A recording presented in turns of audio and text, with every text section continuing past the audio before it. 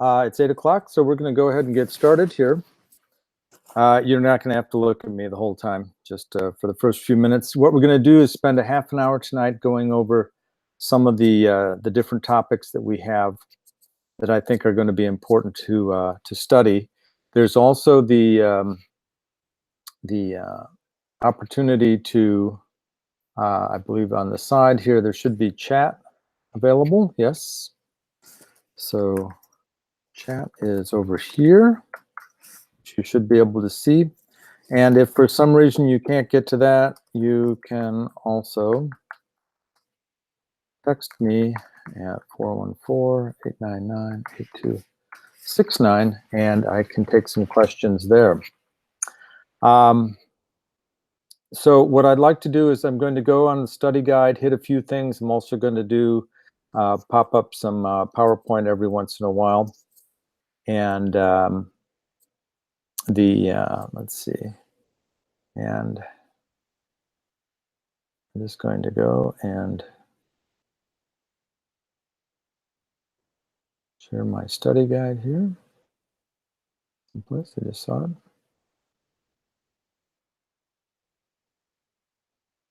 Here we go. There it is. And so you should be able to see my the study guide in the main screen here. And so tonight, what I want to cover in particular is a little bit about what I'd like you to know about the process. One of the things we did in the introduction was to lay out what it is we're going to be looking at this semester. And in particular, even though we're using an agile process in our project, and you will often use agile processes in a lot of your professional development activities, they all share these common elements or common activities, as we see in the software development process, these common activities as part of those agile processes, or you might have more proprietary processes that your company dictates or your group dictates. And so we're looking at each of these, and so far we've looked carefully over at the notion of being able to model a system. And so we looked at UML modeling, and we saw that the software development process has, there are software development activities, and then there are software management activities, and that the development activities tended to orient itself around analyzing the problem, in other words, analyzing the requirements and creating a model of those requirements using a use case approach. And the reason we use the use cases and we express those in use case diagrams, the reason we use the use cases is they are central to the function of our system. Use cases describe how a system is going to respond to an event that's generated by an actor outside of our system. So you're going to want to know what the components of a use case diagram are. In particular, being able to understand what actors are, the use cases, and the system boundary, and then the relationships between the actor and the actors and the use cases. What are the dependencies? And the reason we start there is that is really the genesis of all the requirements in the system. And so we're going to be focusing on that as a starting point and using the use cases as a means of cataloging all of our functional requirements. As we determine those, we're going to determine both as we're looking at the use case models, we're going to be looking at both functional and non-functional requirements for the system. Functional are what we expect the system to do for us. Non-functional tend to say how we're going to do it or what the constraints are on that system. Now, the main reason we do that is that functional requirements are typically going to say, we have to be able to do this as a system. The non-functional requirements are going to act as constraints from an engineering perspective that say, how do we balance these constraints in order to meet the functional needs of the system? And one of the important things, and I'm just going to switch over to a different slide here for a moment.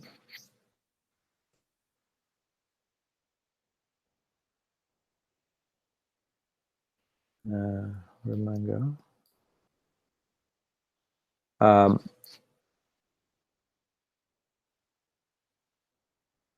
It is.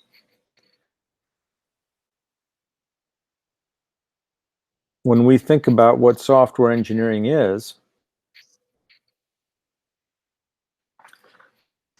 we are designing and developing our software products. Those are the development activities of software development. And we are going to produce programs that meet specifications, which is important. And then we need to be able to test them so that they're demonstrably accurate. So that's why we look at testing. But we need to manage this activity as well, and to manage the assets or the artifacts that we're developing in this. And finally, as part of that management activity, we need to produce it on time and within budget, monetary budget, or any other use of assets. That's really what software engineering is all about, and why it's not just development, which we do a lot of development, but we have all these other artifacts. We have all of these other aspects of true software engineering as well. And that's why we start with the use case view, because it's going to constrain all these other activities if we're going to meet the needs of the users, which in the end is what the use case view is talking about. Users are typically not all that interested in the implementation.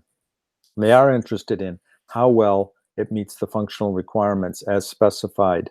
Now, one of the things that we've seen in requirements analysis, I'm just going to pop back to my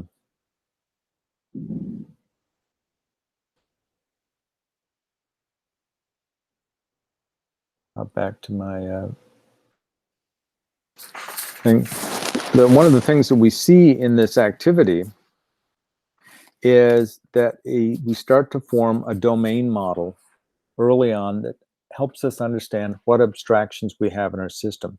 Because in the end, those elements within the domain, we are going to model, and we're going to attempt to automate their response to events in our system model, in our software, that meet those requirements. And when we talk about testing, and the reason we bring testing in very early in this discussion is every requirement must have a test that goes along with it. We might not actually write it out, but in the end, it isn't really a requirement if you can't test it. It may be wishful thinking, but a requirement will always have a measurable outcome.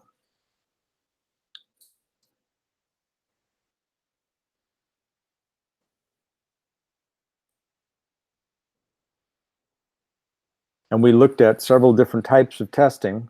We looked at black box testing and white box testing. Black box testing, we tend to focus on, for given inputs, we have a given output that we expect, and that we have a set of inputs that we're interested in, and as long as it meets the functional requirements for that given set of inputs, then we're happy with the outcome. We don't know what's inside that system. White box testing, on the other hand, as you'll recall, has knowledge of what's going on inside, and that's where we have a lot more knowledge of the actual internal structure of a particular class or set of classes. And we start to think about, first of all, if I test a class, do I test all of the methods? That's method coverage. Make sure every method is tested. And then within a method, how am I going to make sure that I test all the statements that can be reached?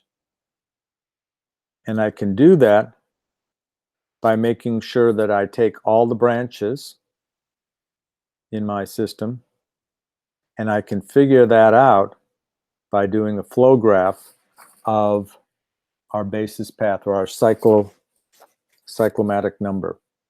And so you'll want to be able to do that. The reason this is important is that we have to consider the complexity. As I mentioned in class earlier, one of the most important things that we can do as good software engineers and therefore good developers is to think about how testable a component is, whether it's a single class, a group of classes, or an entire subsystem that has that we're testing. How testable is that environment?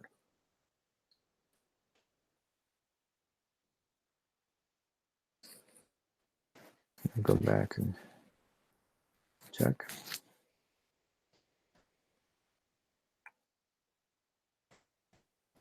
So once I have my domain model, I should be able to express what classes exist in that domain model. And I'm just going to scoot up a little bit here.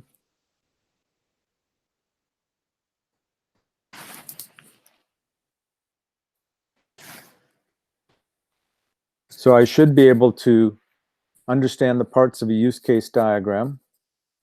I should be able to identify and understand class diagrams. I'm not going to make you draw them on this, but you should be able to read them well. You should be able to understand associations, and you should be able to understand the difference between an object and a class. Now, again, the reason I do this is not to be pedantic about UML, but rather to make sure that when we're thinking about modeling systems, we're thinking about what classes exist and what instances or objects of those classes exist. So as I go through scenarios, I'm actually talking about objects in my system. That's why we create an object model of the system. And from those objects, we generalize them into classes. We say, well, this object is an instance of that class, and this object is an instance of another class. And so, for example, if I have an airplane, and I have the notion of a class aircraft, and I can have a specific instance of an aircraft. I might have several instances of an aircraft. So when I look at the scenario for what happens when an aircraft enters an airspace, I'm looking at a specific scenario of a given object involved with a given tower or airspace having a specific communication. What that does is, as we saw with a communication diagram or interaction diagram, same thing, we saw that that helps tell us what behaviors an object has to support. Okay? So you'll want to take a look at that from our notes, in particular when we looked at requirements modeling and domain modeling. Then we talked a little bit about iterative development, and we talked about the elements of an iteration, what we're doing in that, and the iteration plan with our backlog of items that we're going to work on, our sprints, and each of those sprints results in an executable system.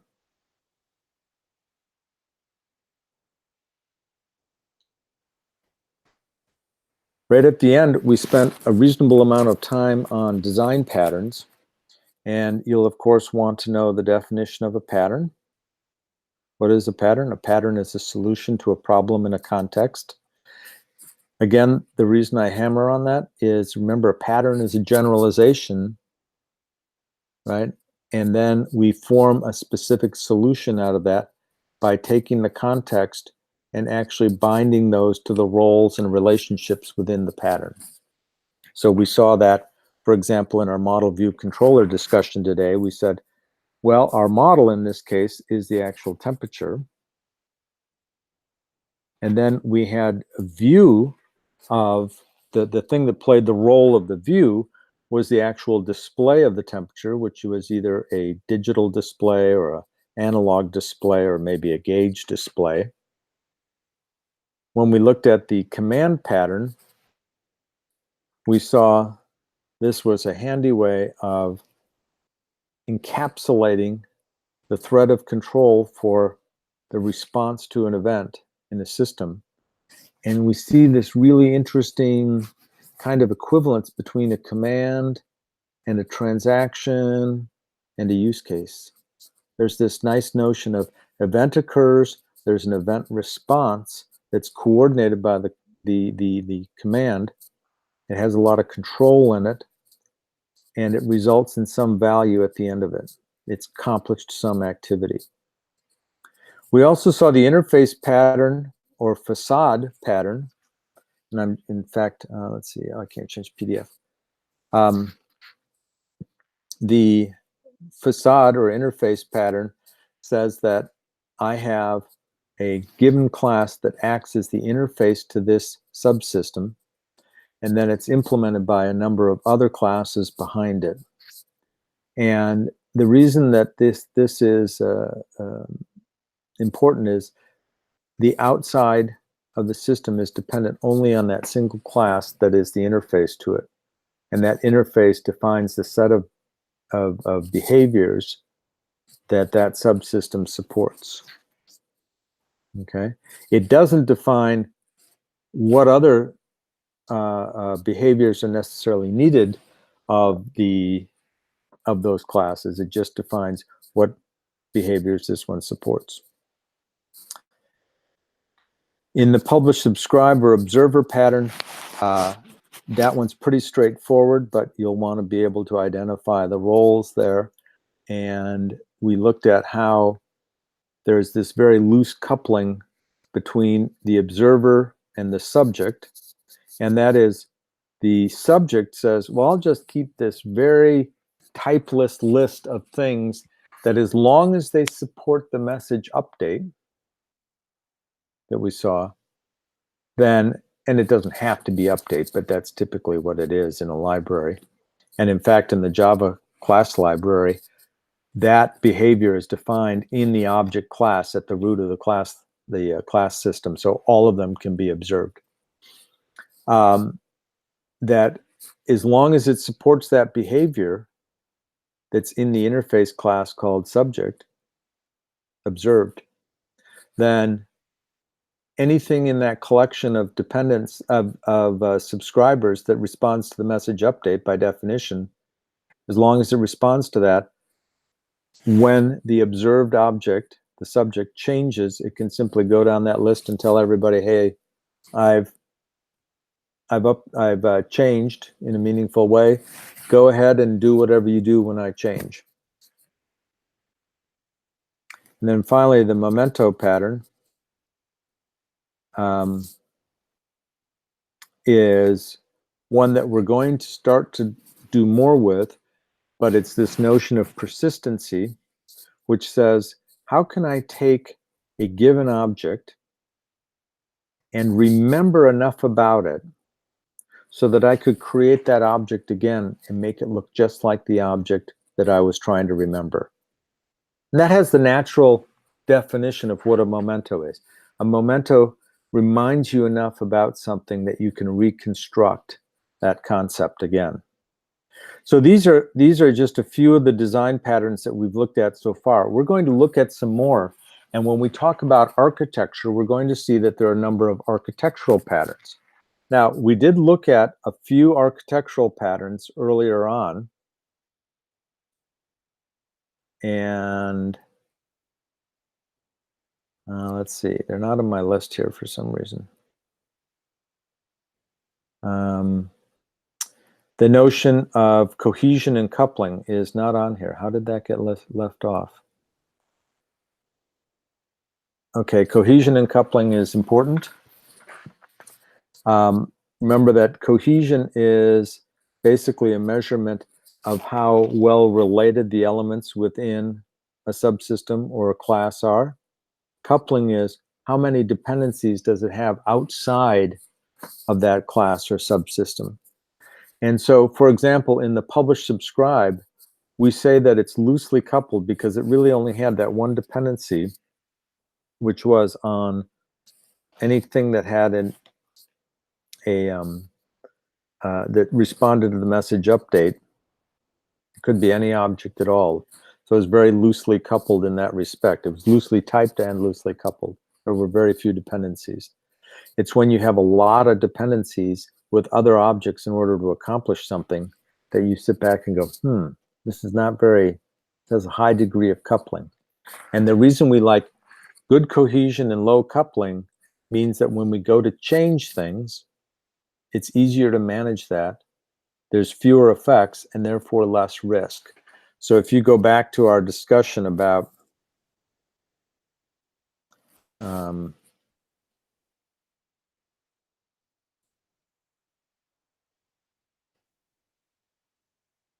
oops.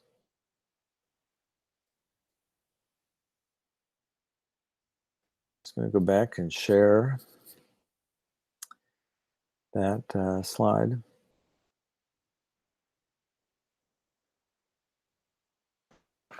If we go back to our discussion of software engineering, one of the things we're trying to do is to manage this software process and reduce risk. And we do that by applying both architectural, high-level approaches and lower-level design approaches that help us to minimize risk by reducing complexity. And it's this reduction of complexity that we're constantly striving for, and that we're constantly trying to say, can I break this into something that's a little smaller and a little easier to understand? Therefore, it's easier to test, it's easier to change, less risk, better outcome. Okay. Finally, we had the 4+1 view of development, which I'm hoping that it's sort of starting to take hold in your mind. We started out with that use case view of things, and we said, well, as part of that use case view, as we start to look at the scenarios, we're developing a use case model, and as part of that, we're starting to understand what logical entities exist in the system and what their relationships are. And we start to think about how they interact. What's the dynamic model of that system, the scenarios? From that, we go, okay, well, what are we going to actually build then? What do we actually have to construct? Which software components do I actually have to build? And I'll start to make development decisions about what language is best, how many modules to have, how big those modules should be, who's going to work on them.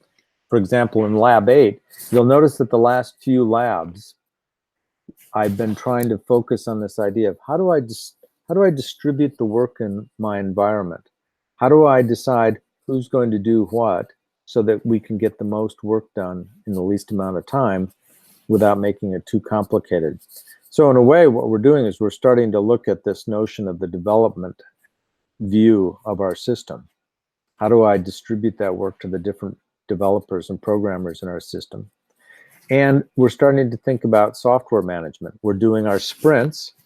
We're starting to produce software artifacts. In other words, we're building things that can be executed. We're taking code, compiling it into executable code. So now I have these resulting artifacts in our system. So our project is starting to produce these work products as a result of our activities. And we're going to see that we're going to have to start being able to manage these. And we've used GitHub a little bit to do that, but we're going to start to look at that a little bit more in a little bit more detail.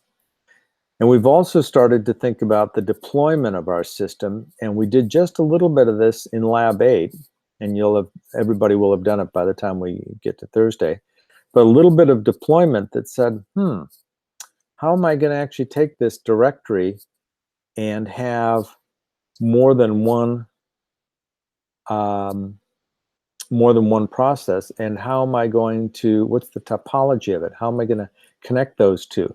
Notice that it doesn't change the logical structure of the system at all. Still, I have a directory editor that is editing a directory and changing, adding people to the directory, removing them, printing the directory. Doesn't change any of the use case from a functional perspective, but it does change it from a design perspective and implementation perspective.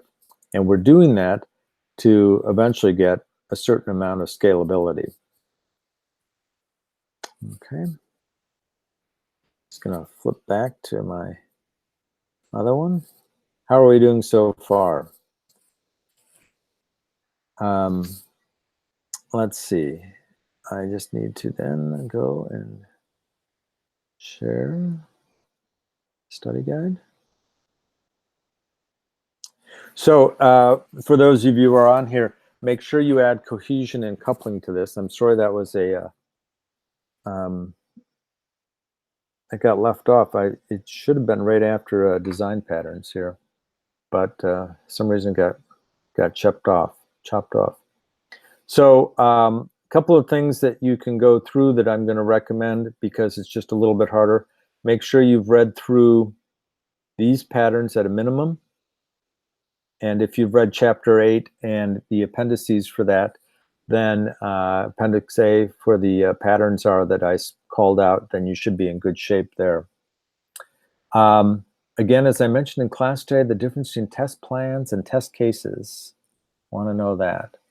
Make sure that you can sort of identify what the differences are.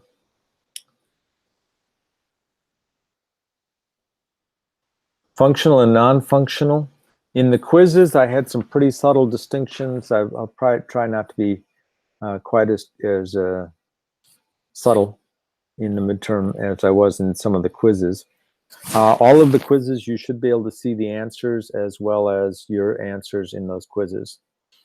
So if you go back and take a look at those, you can see those. A good way to practice this is pick the ATM example or pick any sort of domain that you feel pretty comfortable with and start from the beginning and say, you know what? Let's start out with a use case model of what I want my system to do.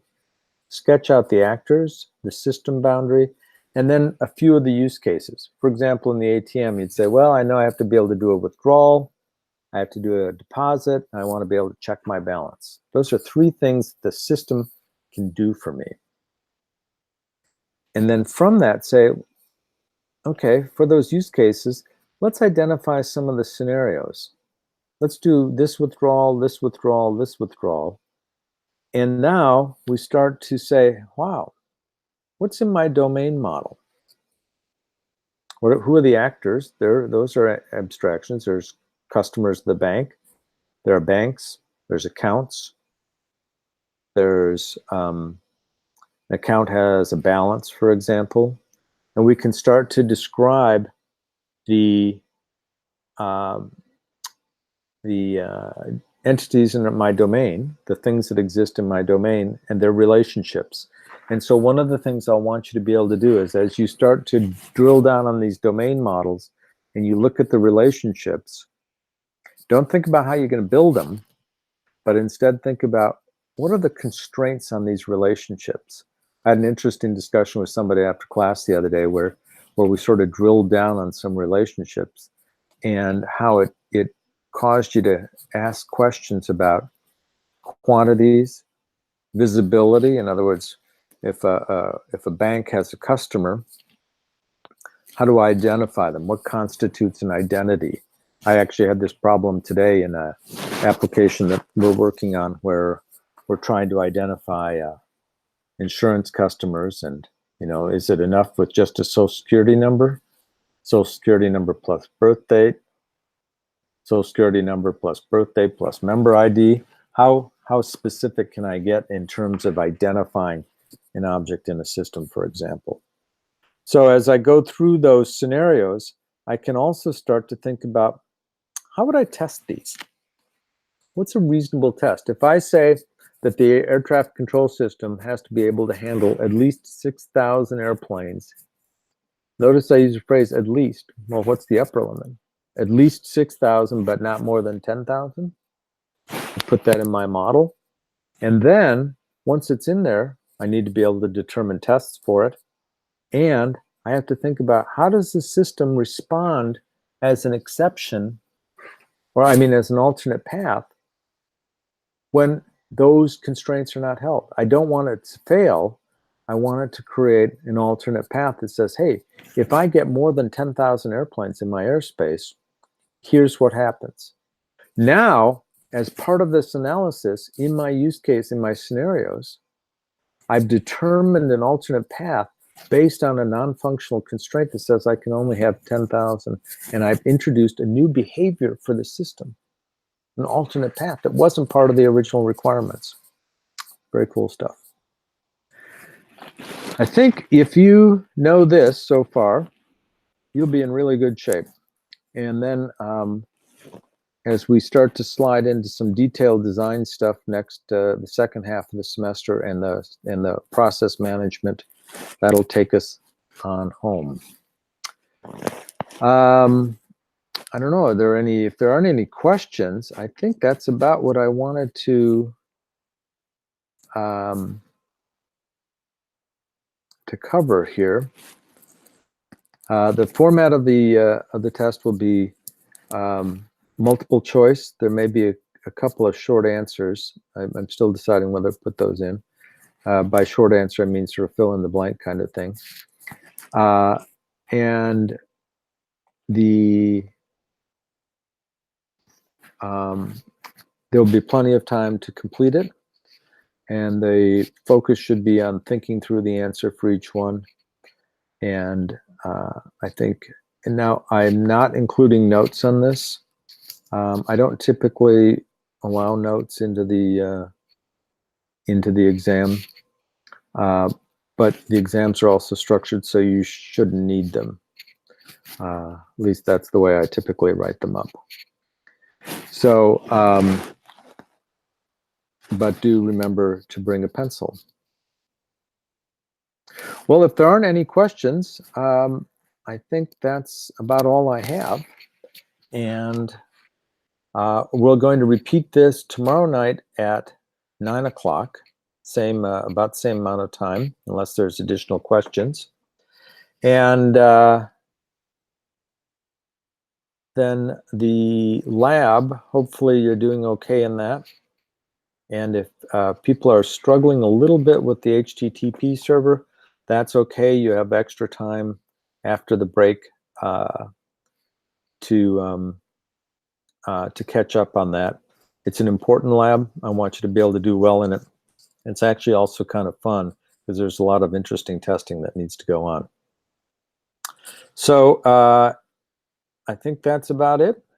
Have a great evening, and we'll see you tomorrow.